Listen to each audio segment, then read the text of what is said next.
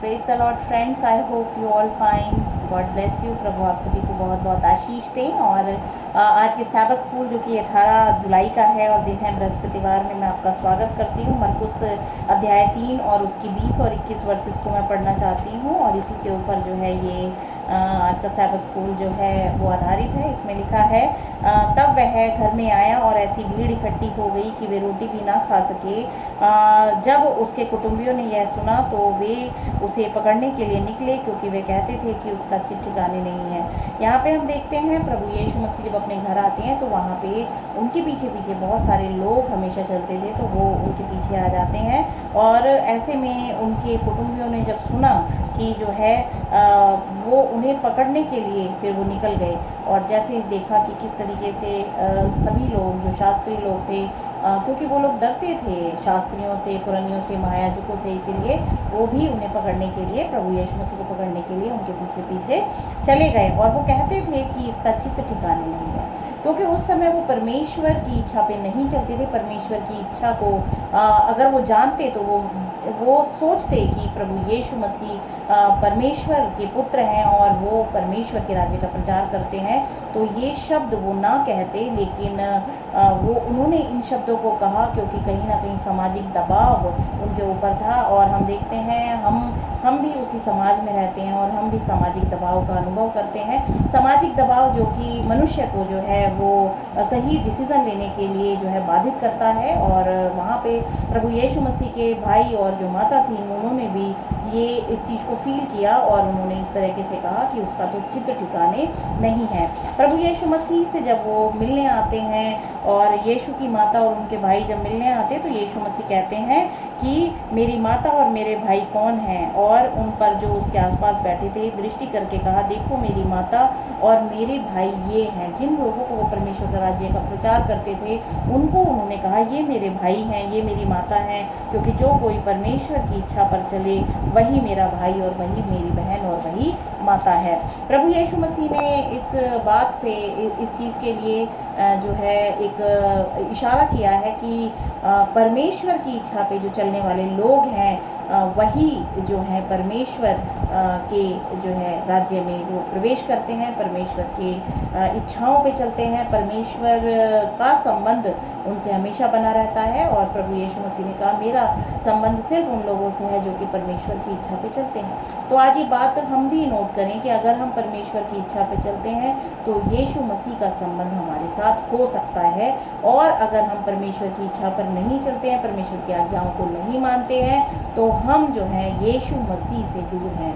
क्योंकि प्रभु यीशु मसीह ने हमेशा ही कहा कि मैं पिता की इच्छा को पूरी करने आया। और हम देखते हैं कि परमेश्वर की इच्छा को पूरा किया यीशु मसीह ने क्रूस पर जाकर, और समस्त मानव जाति के प्राणों के उद्धार के लिए, प्राणों की जीवन के लिए, उनको मृत्यु से बचाने के लिए उन्होंने अपने जीवन को जो है क्रूस पर कुर्बान किया। इसीलिए प्रभु यीशु मसीह के हम जो है नज़दीक में बने रहें और हम परमेश्वर की इच्छा पे चले, परमेश्वर की आज्ञाओं को माने। और यही जो है मानव जाति के लिए अच्छा है कि वो परमेश्वर की आज्ञाओं को माने। यहाँ पे सामाजिक दबाव की मैं बात कर रही थी। सामाजिक दबाव जो कि हर एक मनुष्य के ऊपर वो फील करता है, क्योंकि हमारा जो समाज है वो कभी भी जो है सही चीज़ को वो एक्सेप्ट नहीं करता है।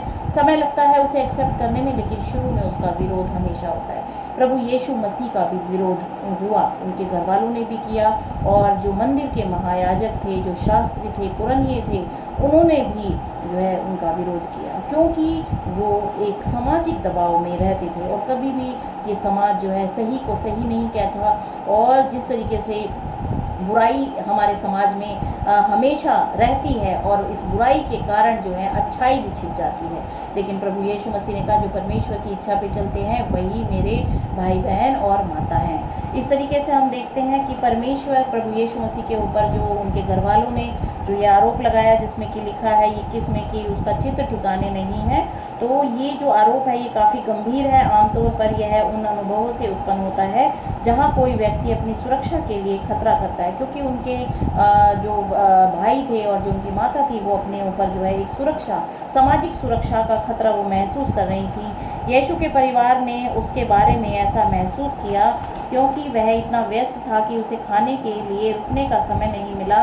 वे उसकी जिम्मेदारी लेने के लिए निकल पड़े और यहीं पर सैंडविच की बाहरी कहानी टूट जाती है, आंतरिक कहानी बाधित हो जाती है और शास्त्रियों द्वारा यीशु पर शैतान के साथ मिलीभगत का आरोप लगाने की कहानी जो है वो खंडित हो जाती है।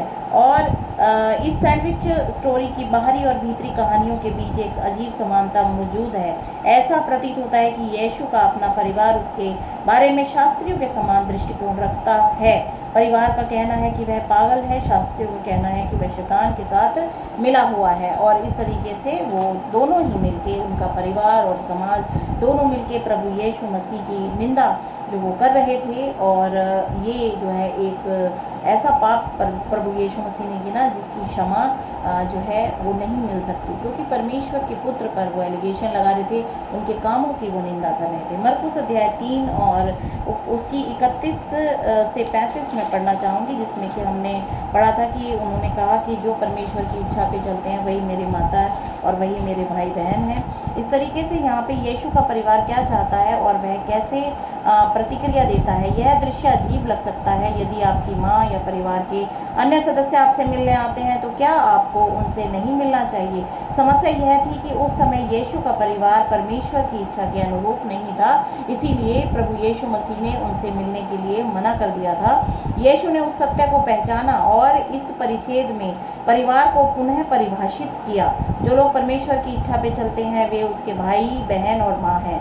वह परमेश्वर का पुत्र है और जो लोग स्वयं को परमेश्वर की इच्छा के अनुरूप बनाते हैं वे उसका परिवार बन जाते हैं। तो आज हम लोग जो प्रभु यीशु मसीह के हम पीछे चलते हैं, उनकी शिक्षाओं पे चलते हैं, उनके फॉलोअर्स हैं, अगर हम परमेश्वर की इच्छाओं पे नहीं चलते हैं तो हम कहीं ना कहीं परमेश्वर प्रभु यीशु मसीह के परिवार से हम अलग हो जाते हैं। परमेश्वर का परिवार जो है वो उसकी इच्छा पे चलता है, और इच्छा इसलिए प्रभु यीशु मसीह ने कहा है कि हमें परमेश्वर की इच्छा पे चलने की ज़रूरत है, क्योंकि उसमें हमारी भलाई छिपी हुई है। और हम देखते हैं आगे, इस मरकुस की सैंडविच स्टोरी की दो कहानियां मिलकर एक गहरी विडंबना को समेटे हुए है। आंतरिक कहानी में यीशु कहता है कि एक घर जो आपस में विभाजित है खड़ा नहीं रह सकता। पहली नज़र में ऐसा लगता है कि बाहरी कहानी में यीशु का अपना घर, अपना परिवार अपने ही खिलाफ बटा हुआ है, लेकिन यीशु के परिवार की पुनर्परिभाषा द्वारा इस पहेली को हल कर दिया। उसका वास्तविक परिवार वे हैं जो परमेश्वर की इच्छा को उसके साथ पूरा करते हैं। यहाँ पे प्रभु यीशु मसीह ने कहा कि जो परिवार है अगर वो बीच में बट जाए तो वो एक नहीं रह सकता, इसलिए प्रभु यीशु मसीह ने कहा कि मेरा परिवार तो वो है जो परमेश्वर की इच्छा पे चलते हैं। और पूरे इतिहास में कई बार मसीहों ने खुद को अपने ही रिश्तेदारों से अलग थलग पाया है।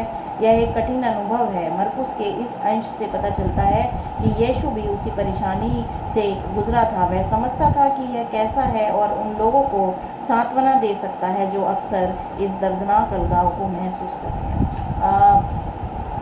ये बात बिल्कुल सच है कि हम प्रभु में जब हम बढ़ते हैं तो ज़रूरी नहीं है कि जो बुलाहट हमारे लिए परमेश्वर की है वो हमारे परिवार के लोगों के लिए भी है। हमें अपने परिवार के बीच में जो है परमेश्वर की इच्छाओं पे हमें चलना है। हमारा विरोध होता है, यीशु मसीह का विरोध हुआ, लेकिन हमें उस रास्ते पे बने रहना है जिस रास्ते पे परमेश्वर ने हमें अगुवाई की है, और हमें उसी रास्ते पे चलना है। परमेश्वर ही हमें हमारे भाई बहन और हमारे परिवार के बीच में पहुंचाता है और जो है वो हमें संभाल के रखता है। तो प्रभु के इस परमेश्वर के वचन के पढ़े जाने और सुने जाने पे आशीष हो। और आप सभी जो हैं भले ही एक सामाजिक दबाव का जो है आप देखेंगे कि आप महसूस कर रहे हैं एक सामाजिक दबाव जो कि आपके अगेंस्ट में जाता है जब आप मसीह के पीछे चलते हैं, तो ये स्वाभाविक है। इससे आप परेशान ना हो, क्योंकि ये स्वाभाविक है और ये नॉर्मल है, क्योंकि प्रभु यीशु मसीह ने भी इसी सामाजिक प्रभाव का जो है को महसूस किया। और ये इससे निकलने का बस यही एक तरीका है कि हम सच्चे रास्ते पे बने रहें, सच्चाई के पीछे चलें और हमेशा एक सच्चे इंसान बने। तो प्रभु की आशीषें हमेशा हमारे साथ हैं। तो प्रभु आप सभी को आशीष दें। आमीन।